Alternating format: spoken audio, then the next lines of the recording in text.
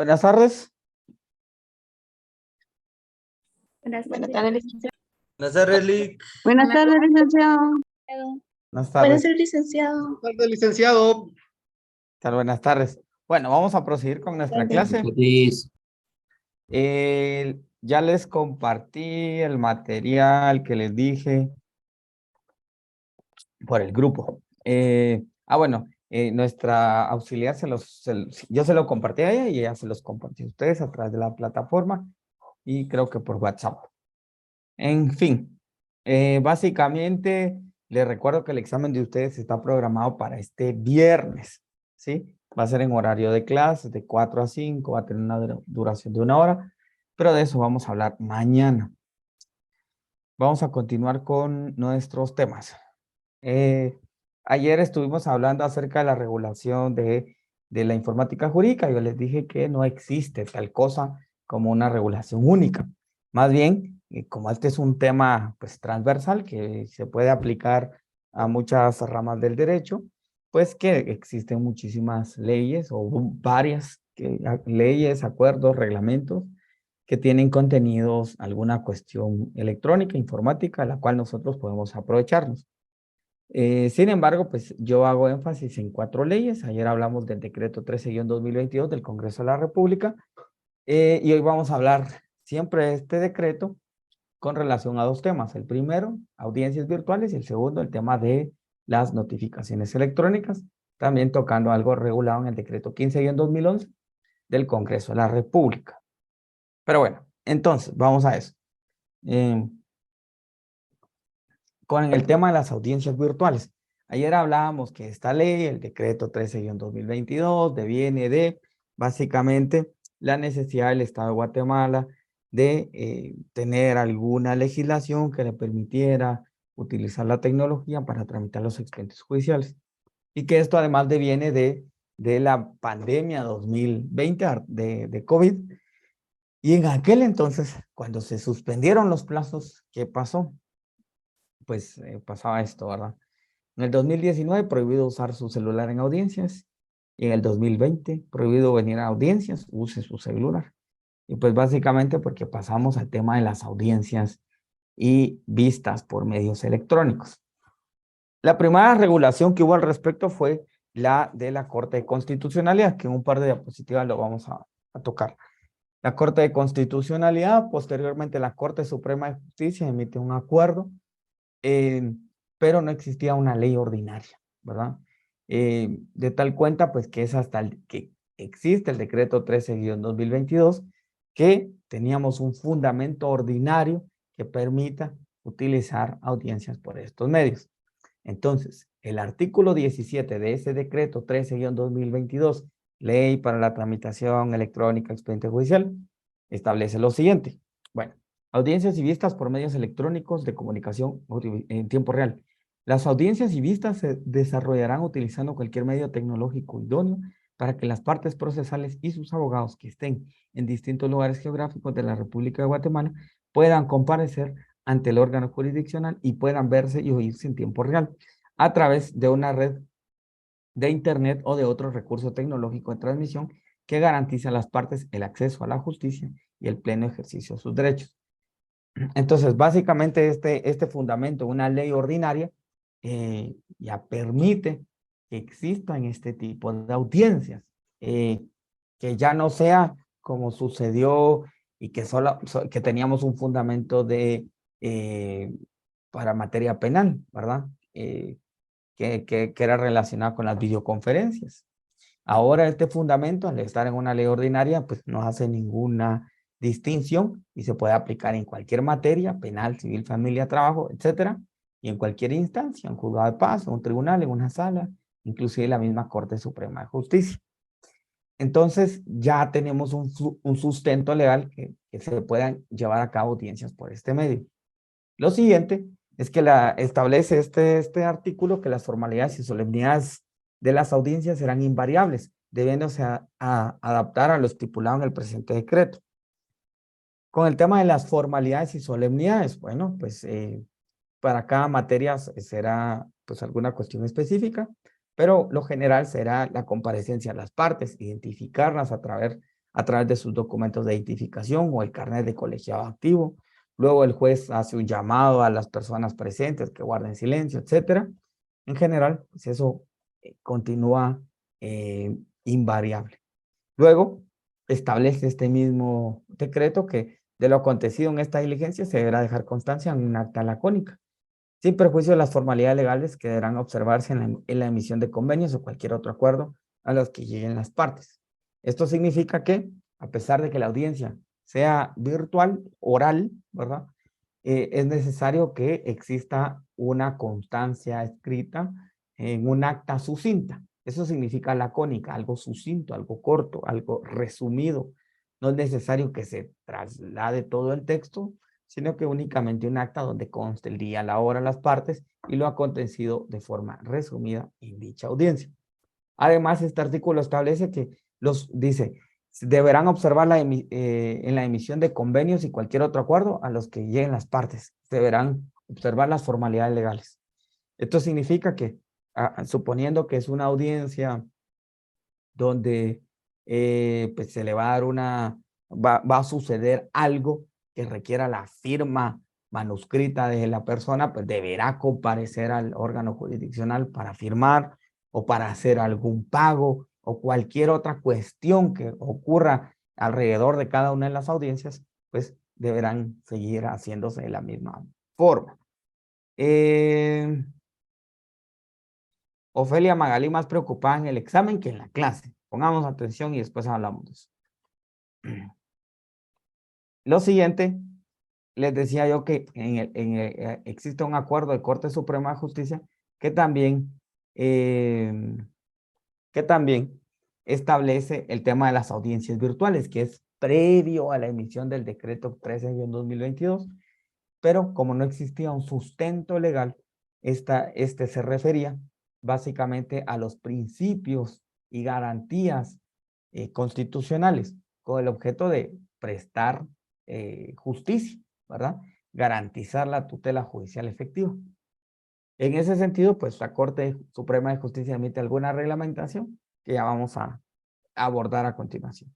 Y les decía que quien primero emitió una disposición al respecto fue la Corte Suprema de Justicia, en el Acuerdo 3-2020, que entró en vigencia el día 9 de junio del 2022. Entonces la pandemia entró en Guatemala en marzo. En junio la Corte ya tenía un acuerdo que le permitía realizar audiencias por medios electrónicos. Ofelia, es bastante contenido y viene todo, ¿verdad? Y viene todo lo que está contenido en ese documento. Porque yo he venido aquí todos los días a dar clases y yo me he conectado y desde el momento 1 hasta que termino, hablando del contenido de clases. Entonces, todos, además, las pre son un periodo corto, son nada más un mes, son 20 días, ¿verdad? Yo únicamente tengo con ustedes 14 periodos de clases. Son 14 periodos porque el día del examen, luego hay otro día que no venimos, luego entre Navidad y Año Nuevo, y luego ustedes ya solo vienen a hacerse examen. Antes de Navidad, yo ya tendría que tener terminado el contenido, porque luego ustedes regresan, hay un día de clases y al día siguiente examen. O sea, ese día ni siquiera lo cuento, ese día ya tiene que haber finalizado el contenido para que ustedes se examinen un día posterior. Entonces, yo solo dispongo de 14 periodos hábiles con ustedes. Entonces, es por eso, pues, que el contenido, pues, evidentemente es amplio, ¿verdad? Pero bueno, si usted me viene a poner atención a clases, usted podría contestar el examen casi que sin leer el documento. El documento, yo se los proporciono, pero ustedes son los que deberían de estar tomando nota.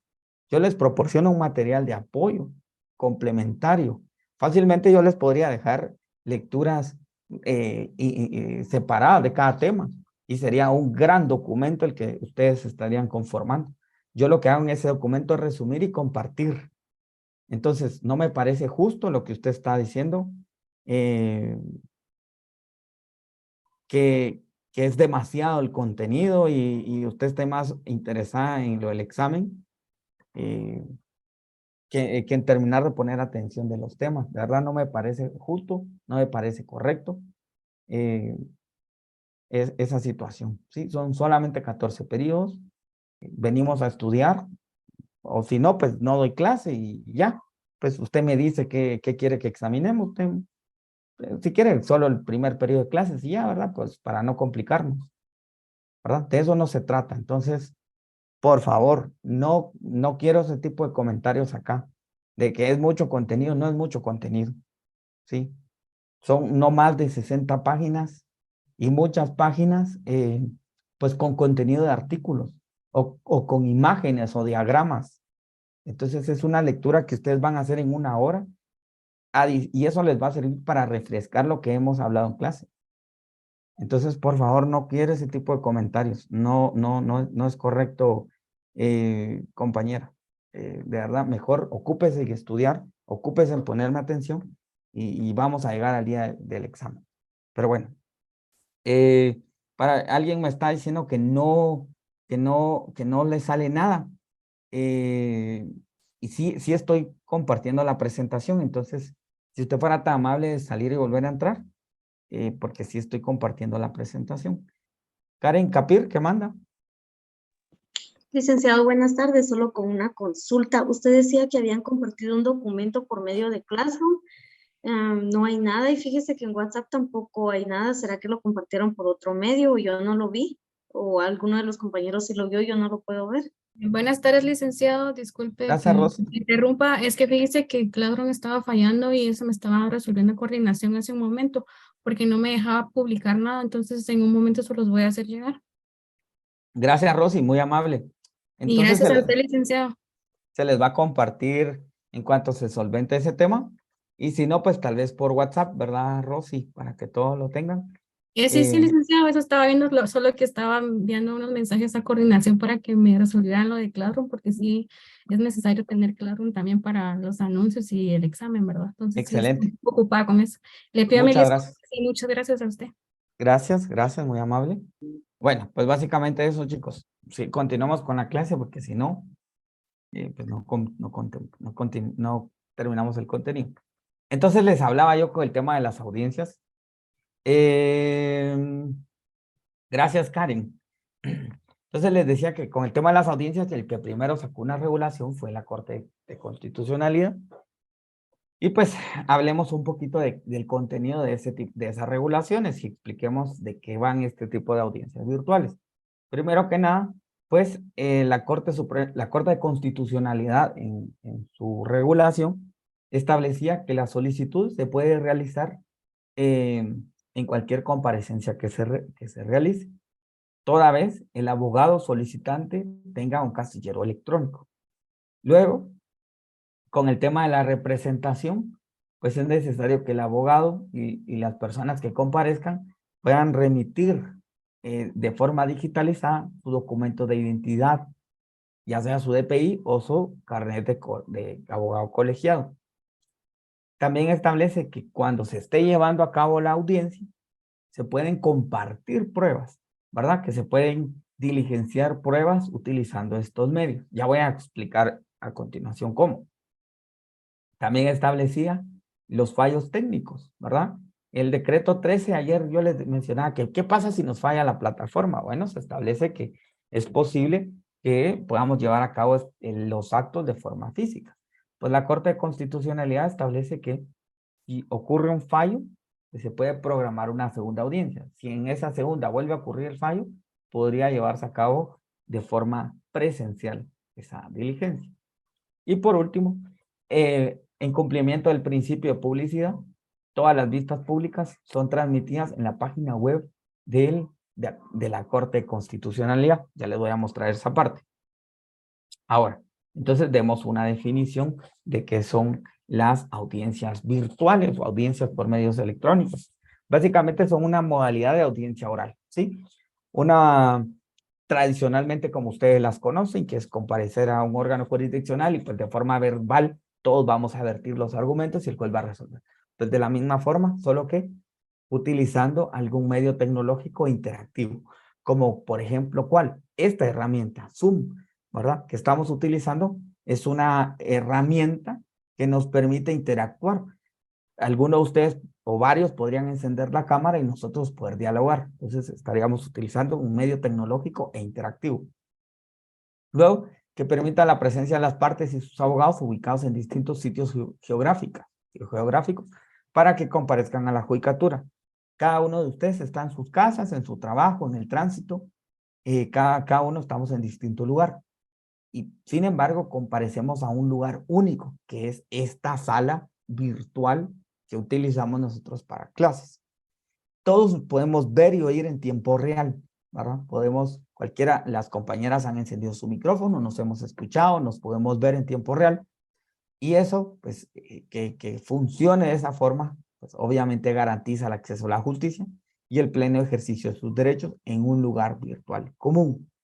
Ahora bien, este tipo de plataformas que utiliza en el caso de Guatemala, pues se están utilizando pues las plataformas tradicionales como son Zoom, Teams, Meet, etcétera.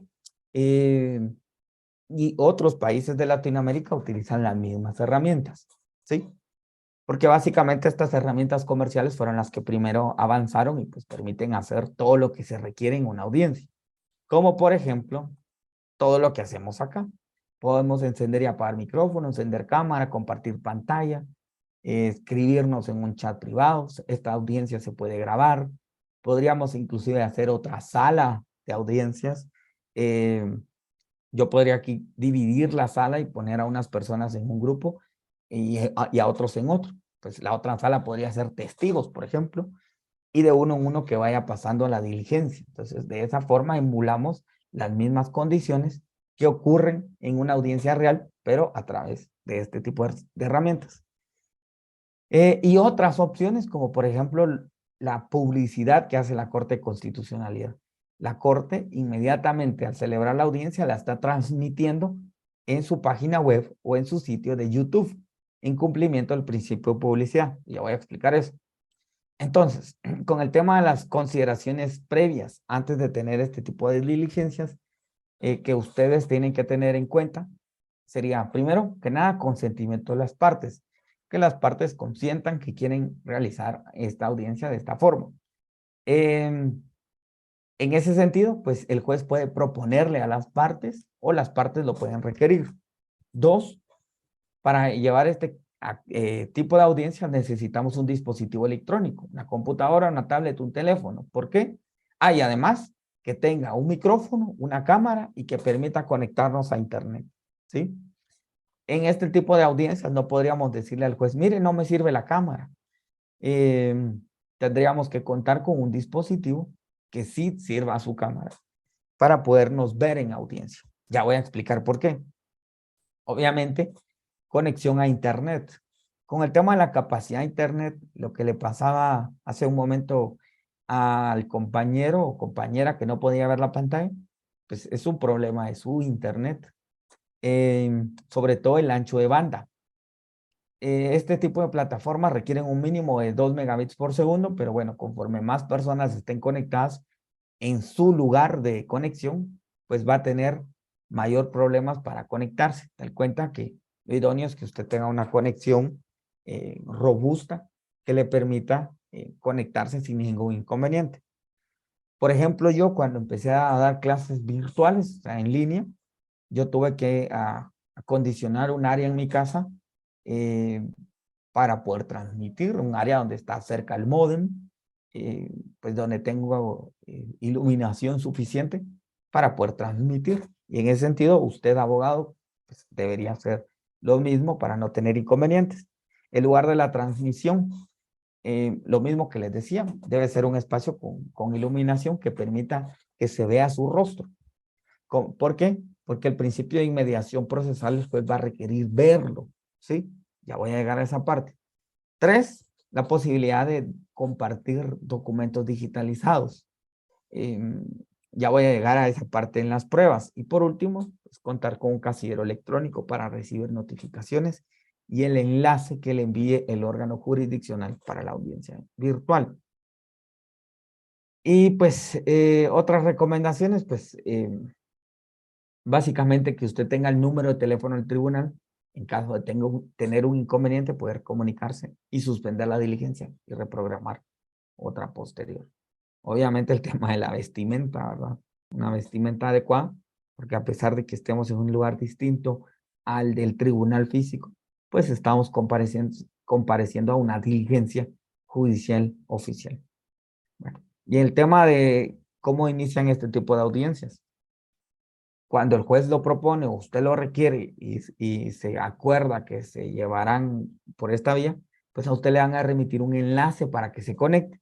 Ese enlace obviamente podría llegar a su casillero electrónico, a su correo electrónico o inclusive a su teléfono en forma de aviso. Y se conecta tal y cual usted se conecta a este tipo de diligencias. La recomendación general, pues por tanto la Corte de Constitucionalidad y la Corte Suprema de Justicia tienen pues, esta recomendación que usted se conecte 15 minutos antes para hacer pruebas de conexión de sonido y de video. Y pues si usted tuviera un fallo técnico, la diligencia se va a suspender y se puede programar una posterior. Si en esa segunda posterior no es posible que comparezcamos a audiencia de forma correcta, se suspenderá y se señalará una nueva de forma presencial. Ahora, con el tema de las solemnidades de la audiencia, ¿verdad?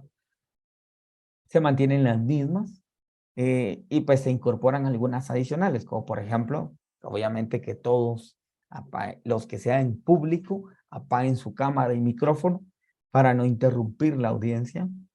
Y por último, pues si alguien no está de acuerdo con alguna situación que ocurra en la audiencia, puede recurrir. Tiene a su disposición los recursos y los remedios procesales para corregir alguna situación que se dé en la audiencia, ¿verdad? Lo siguiente será identificarnos en audiencia. En la audiencia pues, le van a pedir que usted muestre su documento de identidad, por ejemplo, en esta imagen de una audiencia virtual, pues están los abogados, los sujetos procesales, pues cada uno muestra el documento de identidad, ¿sí? Lo siguiente, bueno, entonces, bueno, ya iniciando la audiencia, se va a diligenciar prueba, digamos, ¿cómo haríamos nosotros para diligenciar prueba? Primero que nada, con el tema de la prueba documental, se puede digitalizar y en el caso de la Corte de Constitucionalidad, le va a requerir que usted la envíe por correo electrónico.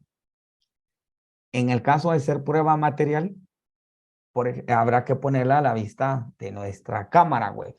¿Cómo es eso de prueba material? Pues nos referimos a objetos. Imagínense en un caso penal. Y prueba material será el arma homicida, la pistola, el cuchillo o cualquier otro objeto. Bueno, ese objeto pues se mostrará a la cámara. Tal y como lo está haciendo en este caso esta audiencia del juez, está abriendo un sobre, está rompiendo la cadena de custodia y a partir de eso va a mostrar los objetos que estén contenidos en el sobre. Luego, ¿qué pasa si es prueba testimonial o prueba pericial? En ambas, pues se requiere la participación de una persona que de forma verbal dé un testimonio o ratifique un dictamen. Entonces, ¿cómo ocurre tradicionalmente? Estando en la sala de audiencias, los peritos y testigos están afuera de la sala, no están escuchando lo que ocurre en la audiencia. Y pues el juez hace pasar de uno en uno a la sala, a los peritos y testigos para que no se contaminen con lo que está ocurriendo en la audiencia. Lo mismo se puede hacer con este tipo de herramientas. Este tipo de herramientas, por ejemplo, tienen la sala de espera.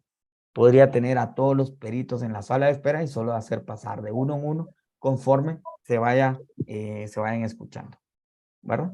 Un ejemplo era esto, la sala de espera. Y por último, con los dictámenes periciales que que deban mostrarse al público, ¿verdad? Porque la incorporación de este tipo de documentos, sea por su exhibición, entonces se comparte la pantalla. Tal y como yo estoy haciendo en este momento, yo les estoy compartiendo la pantalla y ustedes también el documento. Lo mismo ocurre con, solo Judith García tiene encendido su micrófono. Gracias. Perdón, licenciado, se me activó. No tenga pena. Y entonces comparto el documento para que todas las partes lo puedan leer, ¿verdad? Cindy, ¿qué manda? Buenas tardes, licenciado.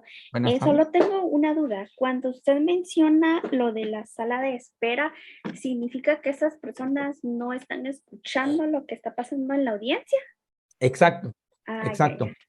Ok, Y gracias. bueno, y conforme van entrando cada uno de los peritos, se va diligenciando la prueba. ¿Y cómo sería eso? Ya vamos a llegar acá. Ahora hablemos de ese tipo de prueba. Prueba lo que ocurre en la audiencia. Frecuentemente, el análisis sobre este tipo de audiencias parte de si se cumplen o no los principios procesales de la audiencia. Los principios procesales son el de concentración, el de inmediación, el de contradicción y el de publicidad. El principio, vamos a hablar primero de concentración. El principio de concentración establece que se van a diligenciar la mayor cantidad de actos procesales en uno solo, ¿verdad? Con el objeto, pues, de acortar el trámite y hacerlo más ágil. Y efectivamente las audiencias, eso ocurre, ¿verdad? Porque suponiendo en una audiencia laboral, pues vamos a recibir la contestación en la audiencia, se puede ampliar la demanda, se pueden interponer excepciones previas, perentorias, se puede reconvenir en esa, bueno, ahí no, pues, pero se puede contestar la ampliación. Entonces, todo esto ocurre en una sola audiencia. Esto mismo puede ocurrir en una audiencia virtual, ¿verdad? Porque pues es el mismo formato de audiencia. Y además, pues no tenemos una limitante de tiempo, tal y como es en una sala de audiencias normal. 2, el principio de contradicción. Pues el principio de contradicción se refiere a que las partes tengan la posibilidad en audiencia de presentar sus argumentos y contraargumentos, ¿verdad? Que se pueda diligenciar cualquier tipo de prueba, documental, exhibición de objetos, declaración de peritos, declaración de testigos, y que esto se pueda realizar a través de estas herramientas. Y efectivamente es posible.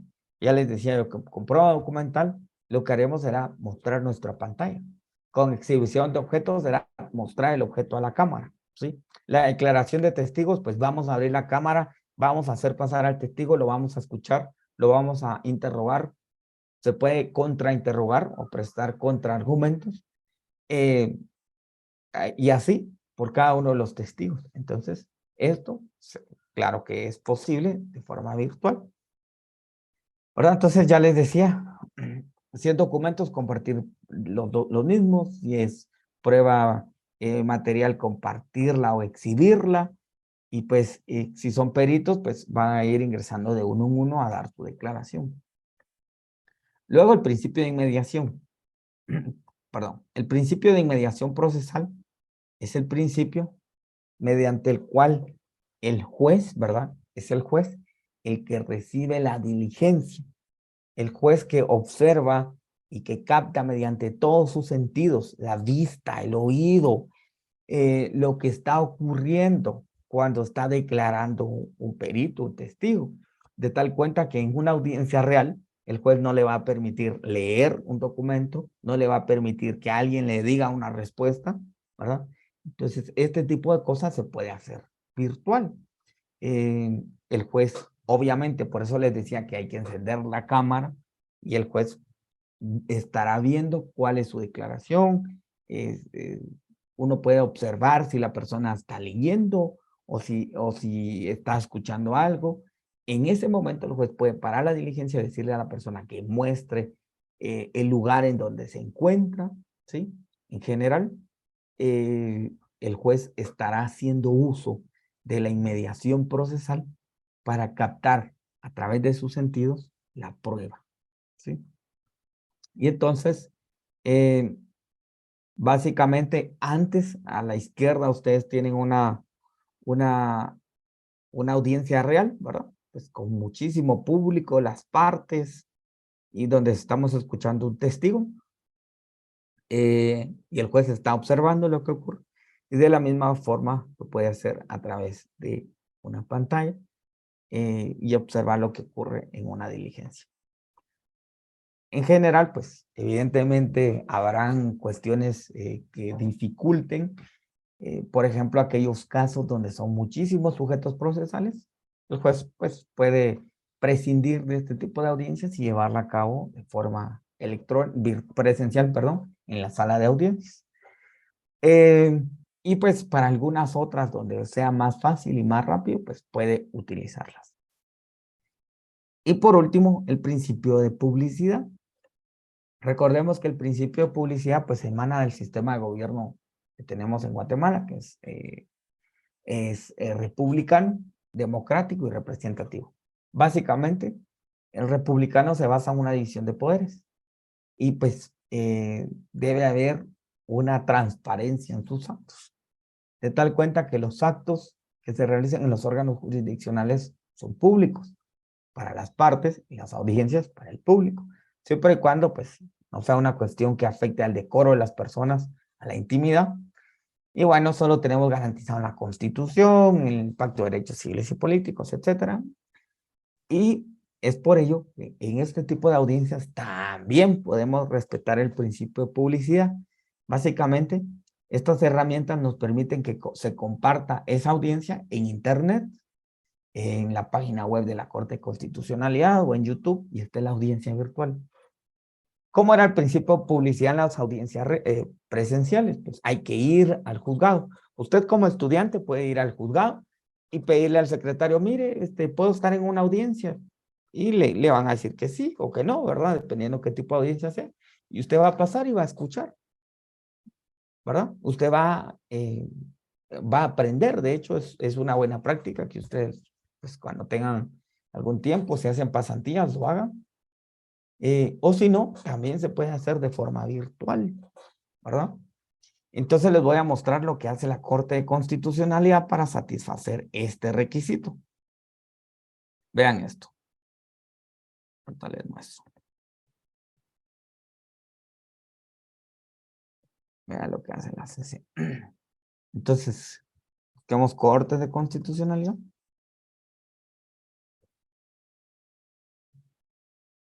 En la página web de la CC tenemos una en servicios, en vistas públicas, acá.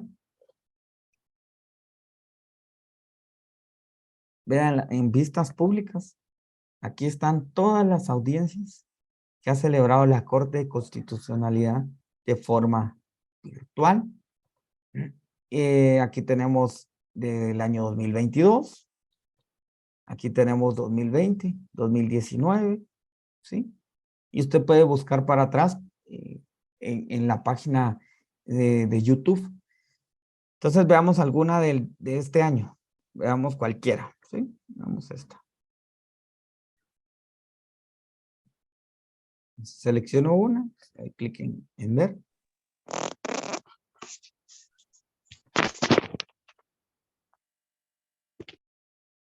Obviamente, pues no vamos a escuchar la audiencia porque de plano, ¿verdad? Por tiempo. Pero como ven, acá está iniciando la misma, es una vista pública. Aquí tenemos a los señores magistrados de la Corte de Constitucionalidad, aquí está el doctor Ronnie López, ¿sí? Aquí está el Ministerio Público. Y aquí se va a diligenciar toda la audiencia de forma virtual. Van a presentar los alegatos, etcétera. ¿Sí? Toda la diligencia.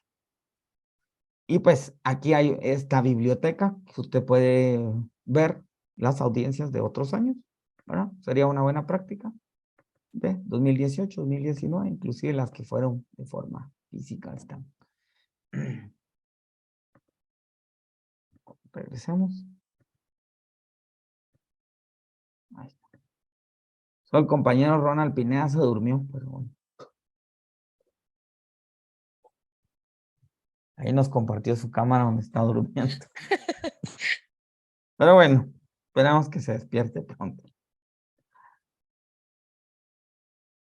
Entonces, continuamos con la clase. Al menos ¿Ven? no estaba en el baño.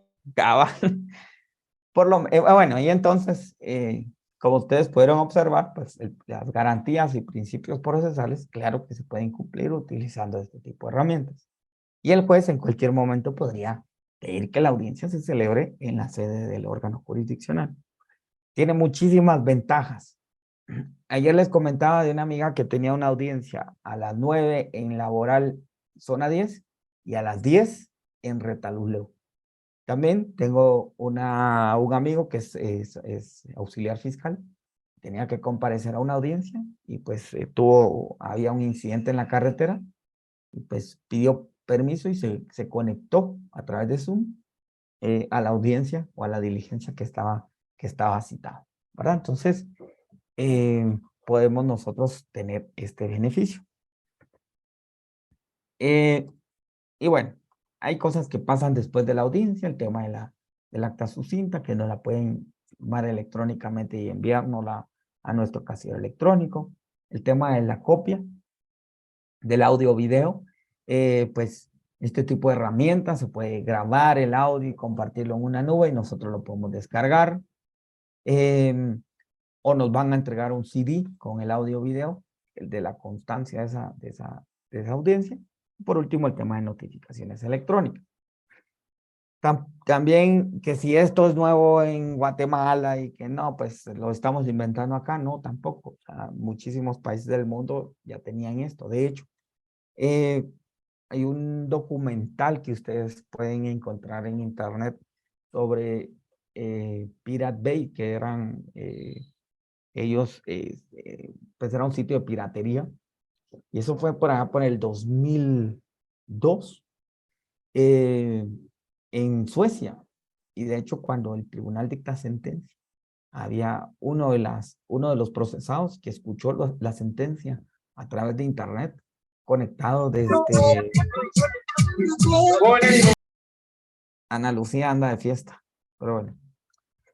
Entonces, conectado desde otro país, ¿verdad? Entonces, ya desde los 2000, inicios de los 2000, los países nórdicos ya tenían este tipo de cuestiones.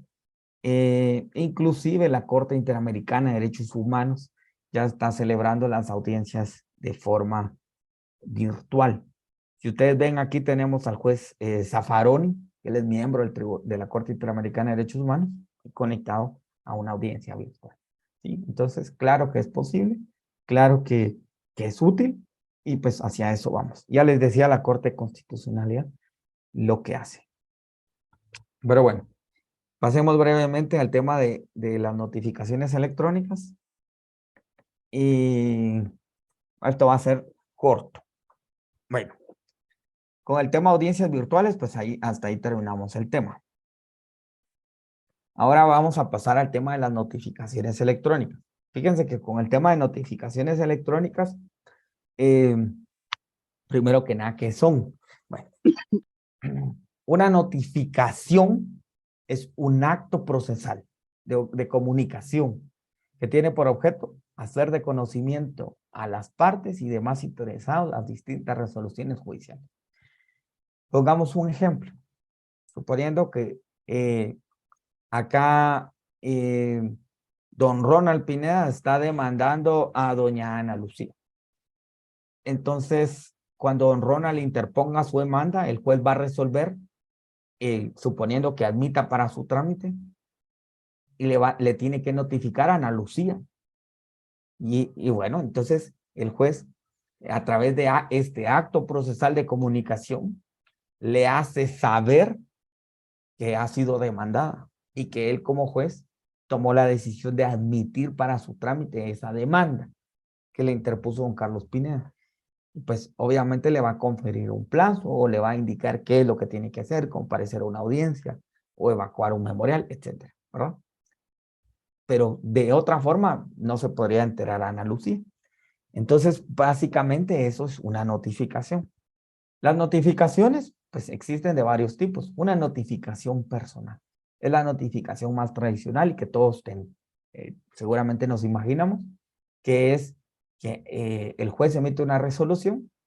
Existe un auxiliar judicial que se llama notificador, que una de sus tareas es salir del tribunal e ir a la dirección física de la casa, oficina o aquella que se haya señalado y entregar personalmente la notificación a la persona demandada o, pues, o a cualquiera de las personas de la residencia. Esa constancia se incorpora en el expediente y es importante porque a partir de ella se empiezan a correr plazos. Otra forma de notificación es a través de los estrados. Los estrados de los tribunales es un tipo de notificación mediante el cual el tribunal notifica en su propia sede a través de una cartelera que se encuentra por lo regular afuera en el mismo tribunal, ¿verdad? Entonces hay un pizarrón con un montón de cédulas allí. Esas notificaciones por los estrados pueden ocurrir por dos cosas. Una es que usted no haya atendido a la recomendación del tribunal de señalar una dirección dentro de su perímetro. De cuenta que usted está litigando en San Marcos y pues allá el juez de San Marcos le va a decir, mire, señale una dirección aquí, ¿verdad? No le voy a ir a notificar a Guatemala cada vez. Y usted no atiende esa recomendación, el juez va a decir, bueno, le notifico por los estrados, porque usted no atiende esa recomendación. Y dos, porque el Código Procesal Civil y Mercantil tiene contenidas algunas resoluciones que establece que han de ser personales y las que no estén contenidas allí han de ser por los estrados. Lo tercero es una notificación en una audiencia. ¿Sí? Usted está en una audiencia, el juez resuelve alguna cuestión y él va a concluir su audiencia diciendo que se tienen todas las partes por notificado de lo resuelto en esa audiencia. Y la cuarta opción es de forma electrónica a través de un buzón o un casillero. Entonces,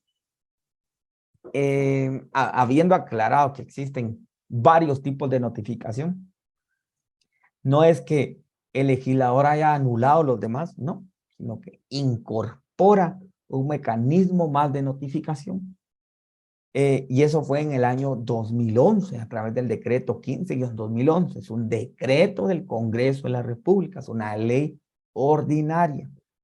Y bueno, esos son los tipos de notificación. Y aclaro acá, porque muchas personas creen que una notificación electrónica es un correo, y eso no es una notificación electrónica. Realmente no existe en la legislación guatemalteca algún artículo que faculte a algún órgano hacer una notificación por correo. Existe el artículo 160 del Código Procesal Penal que dice que se puede citar o convocar a una audiencia por correo, pero eso no es una notificación. Imagínense, ahí no le pueden enviar a usted una sentencia o un auto por correo, porque se tendría por mal hecha. Y usted podría devolver la cédula o podría interponer algún recurso.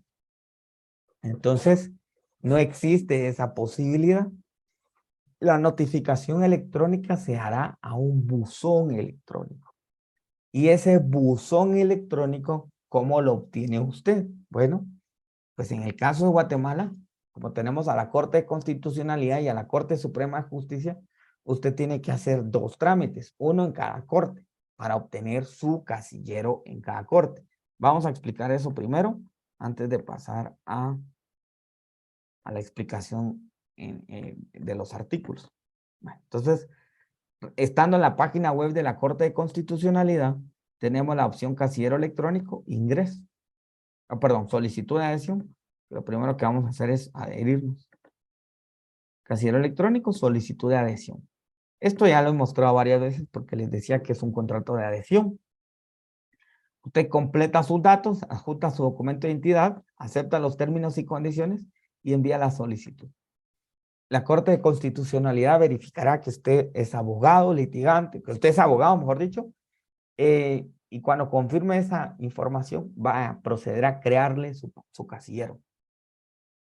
En el caso del organismo judicial, una situación similar.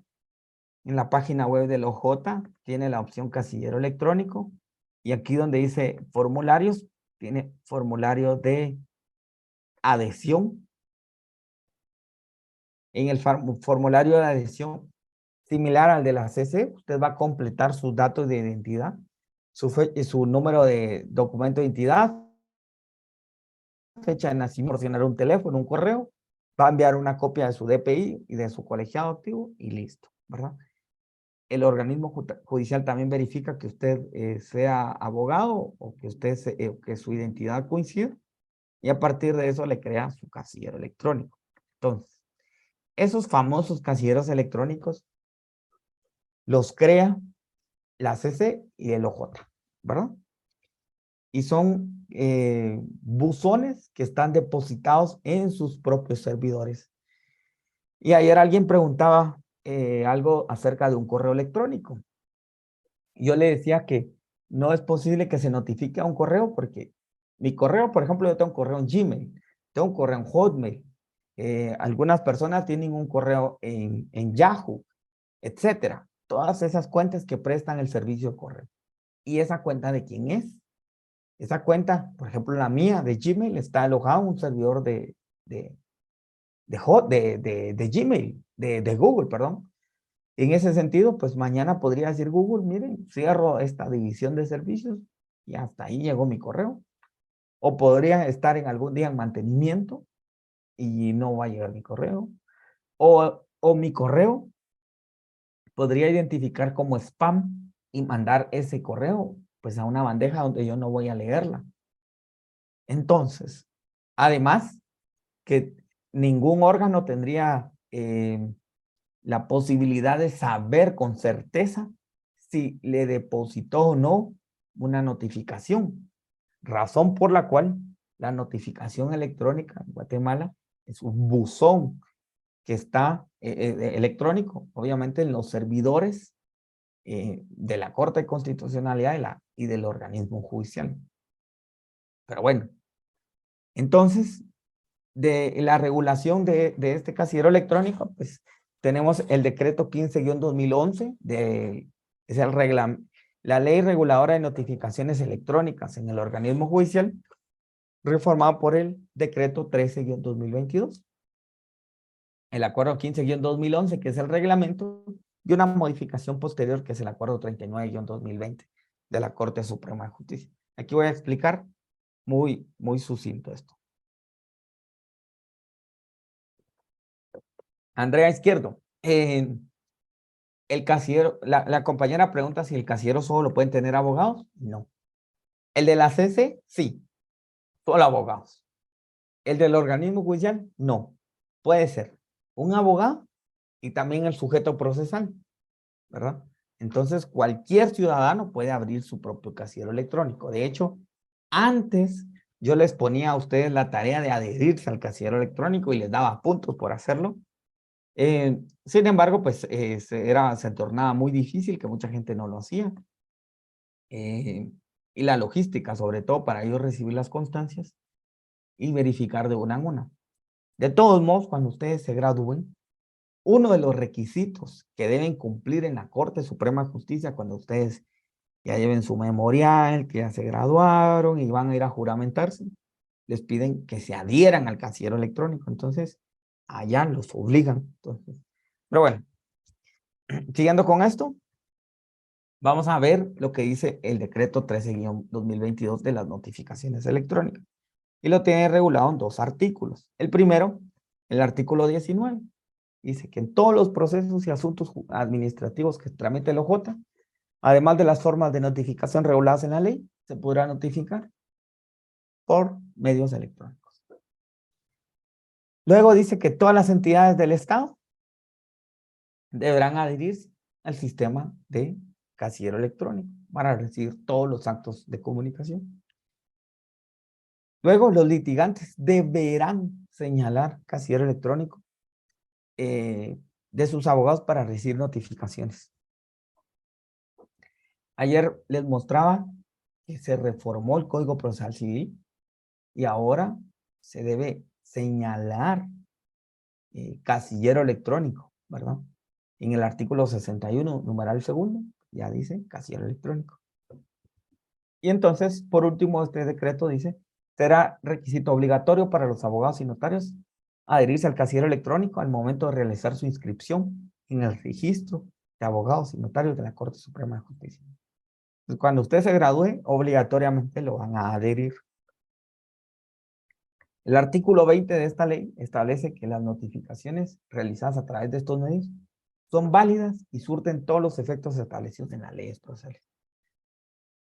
Con el fin de garantizar el derecho de defensa del debido proceso, la Corte Suprema de Justicia debe implementar mecanismos tecnológicos que brinden a los usuarios certeza en cuanto a la autenticidad e integridad de la resolución. Y el mecanismo es la firma electrónica, ¿verdad?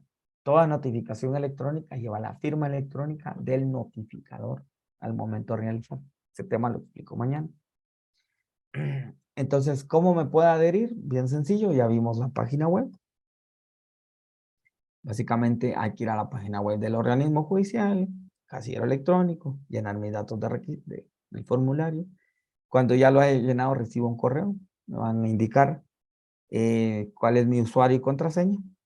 Y por último, puedo acceder, obviamente, desde la página web y también desde la aplicación móvil. Tanto la CC como la OJ tienen una aplicación móvil y pueden consultar su casillero electrónico allí. Esas notificaciones electrónicas, ya les decía, deben llevar una firma electrónica del notificador.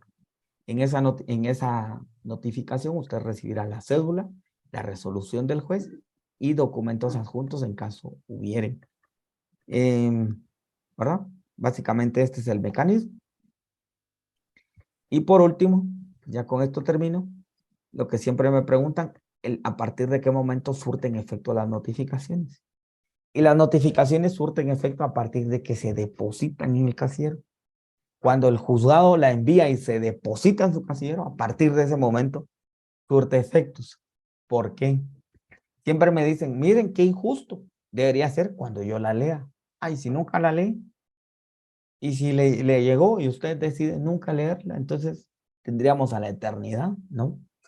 Entonces, se trata de equiparar el procedimiento físico. Cuando yo le llevo una notificación, yo notificador, le entrego una notificación a usted, a partir de ese momento surte efectos. No sé si la leyó o no la leyó, pero ya la recibió. Y a partir de ese momento surte efectos. De la misma forma electrónica. Yo se la deposito en su casillero y si usted la lee o no la lee, pues ya es asunto suyo. Pero ya una vez depositada o entregada, empieza a surtir efectos legales. Para esto, pues para ayudarnos a recordar que hay que revisar el casillero, tanto la CC como el OJ nos mandan un correo electrónico. Y el organismo judicial además nos manda un mensaje de texto, ¿verdad? Señor abogado, le llegó una notificación, vaya a leerla. Y bueno, básicamente eso es. Y hasta ahí. Ah, bueno, en la Corte de Constitucionalidad ya les decía que también tiene su casillero. Y bueno, hasta ahí la clase del día de hoy. Y mañana vamos a ver Profe, la disculpe, firma electrónica. como una molestia. ¿Hermana? ¿Sí, dígame? Usted no fuera tan fino de ponerle 4 diapositivas antes de la última, 5. 5, es que ya no, ya de ahí ya solo mostré imágenes, pero bueno, déjame, ahorita se la comparto. Es una que está bien llenita, que habla sobre ¿Esta? los casilleros. ¿Eh? Esta. Porque una más adelante, disculpe. Ahí terminé. Ahí, bueno, déjeme, la penúltima entonces sería ahí. Si fuera tan ¿Esta? fino. Muy bien. Muchas gracias. Para servirle. Licenciado, bueno. buenas tardes. Yomanda, buenas tardes. Buenas tardes, Lick. Fíjese que yo no quise interrumpir porque es muy interesante la clase, pero fíjese que me surgió una duda cuando usted hablaba de que, por ejemplo, en las partes procesales el juez uno puede mostrar las pruebas y todo. Me surge una duda. El juez, por ejemplo, puede caer lo digo así, no están en mis palabras, puede caer en tener duda de una prueba y pedirla físicamente. Sí, así tal cual. Justo como usted lo acaba de decir, El juez puede pedir en cualquier momento que las pruebas sean exhibidas físicamente. A cualquier parte procesal, Lic. Exacto. Muy amable, gracias. A usted para servirle. Alguien preguntó en el chat, ¿y qué pasa si no encuentra a la persona cuando llegue la notificación? Cuando de forma física, personal, se la van a fijar en la puerta. Si yo, notificador, encuentro la dirección de su casa y no sale nadie a abrir, la fijo. O no me la quisieron recibir, la fijo. Es decir, la pego con tape y la dejo pegada en la puerta. Así tal cual. ¿Cuál es el tema de hoy? Puede ser audiencias virtuales o notificaciones electrónicas. Ahí estamos. Pero bueno, muchas gracias a todos por su tiempo y atención. Muchas gracias, Rosy, por su apoyo también. Y Y de bueno, nada, licenciado, solo para comentarle que ya compartí los documentos tanto en el grupo oficial de WhatsApp como en el tablón de clase. excelente. Y Muchas gracias. disculpe por los inconvenientes, No, no licenciado. tenga Muchas pena. A gracias. usted muchas gracias. Infinitamente agradecido con usted. Bueno,